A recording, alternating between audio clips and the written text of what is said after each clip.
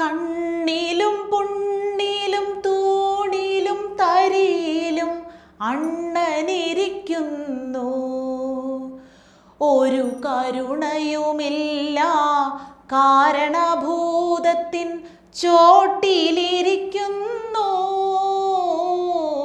കണ്ണിലും പുണ്ണിലും തൂണിലും തരിയിലും അണ്ണനിരിക്കുന്നു.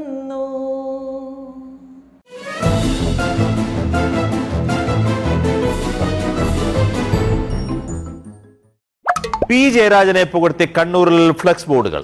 തൂണിലും തുരുമ്പിലും ദൈവമെന്ന പോലെ ജനമനസ്സിലുള്ള സഖാവ് എന്ന് വാചകം. ഇങ്ങളും ദൈവവും തമ്മിൽ എന്ത് ബന്ധം എന്ന ചോദ്യം ഇവിടെ നിരോധിച്ചിരിക്കുന്നു.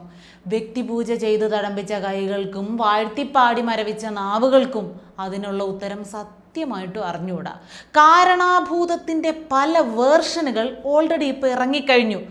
ഇന്ദ്രനും ചന്ദ്രനും മേലെ നിൽക്കുന്ന വേന്ദ്രനാണ് താൻ എന്ന് മുഖ്യ ദൈവം സ്വയം പ്രഖ്യാപിച്ചും കഴിഞ്ഞു. അതുകൊണ്ട് ജൂനിയർ ദൈവങ്ങൾക്കും ഫ്ലെക്സ് ആകാം. ഇതിനു മുമ്പ് തന്നെ വാഴ്ത്ത് പാട്ടുകളും ഫ്ലെക്സുകളും സോഷ്യൽ മീഡിയ പേജുകളും പി ജയരാജന് തന്നെ വിനയായിട്ടുണ്ട്. വിനയെ തിനയാക്കാനുള്ള വിദ്യ വശമുള്ളത് കൊണ്ട് അതൊന്നും ഒരു പ്രശ്നമല്ല.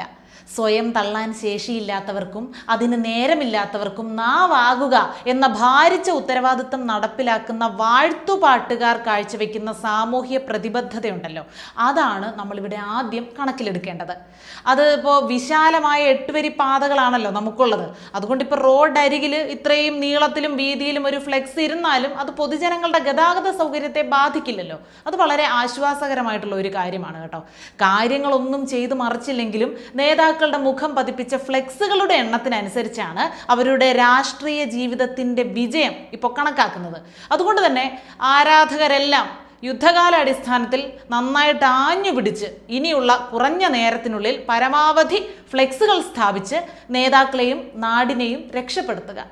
ചന്താരകം പാട്ടുമൊപ്പം തേരാളി ഫ്ലെക്സ്, പിന്നീട് PG ആർമി എന്ന പേരിലുള്ള സോഷ്യൽ മീഡിയ പേജുകൾ, അതിനെ പിന്നീട് പി ജയരാജനെ തള്ളി പറയേണ്ടി വന്നു. അതാണ് പറഞ്ഞത്, നിങ്ങൾ ആടൂ പാടൂ ഫ്ലെക്സ് നാട്ടൂ, വിവാദമാകുമ്പോൾ തള്ളി പറയേണ്ടതുപോലെ തള്ളി പറഞ്ഞോളൂ. സംസ്ഥാന സെക്രട്ടേറിയറ്റിലേക്ക് പി ജയരാജനെ പരിഗണിച്ചിരുന്നില്ല. പിന്നീട് കേന്ദ്ര കമ്മിറ്റിയിലേക്കും, ഇപ്പോൾ കഴിഞ്ഞ പാർട്ടി കോൺഗ്രസിലെ കേന്ദ്ര കമ്മിറ്റിയിലേക്കും അദ്ദേഹത്തെ പരിഗണിച്ചില്ല. ആ സമയത്ത് അവഗണന തുടരുന്നതിനിടെ ആ അവഗണന ഇങ്ങനെ തുടരുമ്പോഴേ മുറിവിൽ പുരട്ടിയ മുളകുചാറ് പോലെ ഈ പടുകൂറ്റൻ ഫ്ലെക്സുകൾ ജയരാജൻ അണ്ണന് കൊടുക്കുന്ന ഒരു ആശ്വാസമുണ്ട്. ഒരു ഒന്നൊന്നര ആശ്വാസം അത്. പക്ഷേ തൂണ് പിളർന്നു വരും എന്ന് പ്രതീക്ഷിക്കുന്ന ആരാധകർക്ക് സ്വന്തം വയസ്സിനെ ഓർത്ത് വേദനിക്കുന്ന അണ്ണന്റെ മാനസികാവസ്ഥ അറിയില്ല. അപ്പോൾ പിണറായി വിജയൻ എന്ന് പറയുന്ന ആള് EMS-നും AKG-ക്കും ശേഷം, നയനാർക്ക് ശേഷം, VS-ന് ശേഷം കേരളത്തിലെ കമ്മ്യൂണിസ്റ്റ് പാർട്ടിയിലെ ഏറ്റവും കരുത്തുള്ള നേതാവാണ്, സംഘടനയിലെ ഏറ്റവും കരുത്തുള്ള നേതാവാണ്. ആഹാ, ഇവിടെ ജോയിൻ ചെയ്തപ്പോഴേ ഡ്യൂട്ടി തുടങ്ങിയ ഈ കരുത്തൻ എന്ന വാക്കുണ്ടല്ലോ, ഈ വാക്കിന് ഇവർ കൊടുത്തിരിക്കുന്ന നിർവചനം എന്താണെന്ന് അറിയാൻ വല്ല മാർഗമുണ്ടോ? ഈ ചോദിച്ചാലേ താത്വികമായിട്ട് അവിയൽ വെക്കാത്ത ആരെങ്കിലും കണ്ടാ ഒന്ന് പറയണേ എന്ന് ചോദിക്കാനായിരുന്നു. നേതൃത്വം കൊടുക്കുന്ന സമയത്ത് മുഖ്യമന്ത്രിയായിരുന്ന ആള് തന്നെ വീണ്ടും മുഖ്യമന്ത്രിയായിട്ട് സത്യപ്രതിജ്ഞ ചെയ്യുന്ന ചരിത്രം പിണറായി വിജയന് മാത്രമേ ഉള്ളൂ. വേറെ ആർക്കെങ്കിലും ഉണ്ടോ? ആ ഒരു കാര്യത്തിൽ മാത്രം ചരിത്രത്തെ ഒതുക്കി കളയല്ലേ ബേബിച്ചായ. ചരിത്ര പുരുഷനാകാനുള്ള യോഗ്യതകളെ പറ്റിയാണ് സംസാരിക്കുന്നതെങ്കിൽ ഒരു ലിസ്റ്റ് തന്നെ കിടക്കുകയല്ലേ. മുൻകോപമില്ലായ്മയും ശാന്തതയും സഹിഷ്ണുതയും സഹജീവികളോടുള്ള കരുണയും കൈമുതലായുള്ള ചരിത്രം കണ്ട ഒരേ ഒരു മുഖ്യമന്ത്രി എന്ന നിലയിൽ തന്നെ അദ്ദേഹത്തിൻ്റെ പേര് എന്നേ തങ്കലിപിയിൽ, ഒരു മിനിറ്റ്,